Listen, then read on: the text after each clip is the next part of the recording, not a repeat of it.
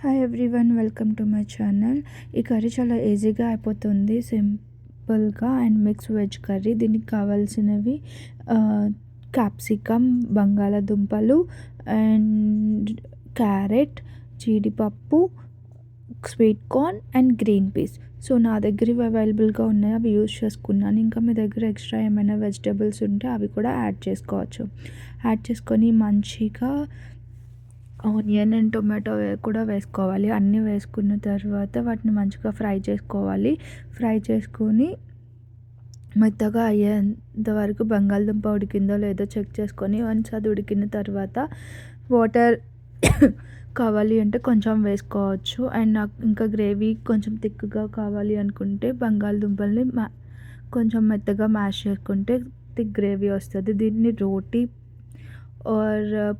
Roti are chapati, non దేంతోనైనా serve చేసుకొని తినచ్చు. చాలా చాలా టేస్టీగా ఉంటుంది ఈ రెసిపీ.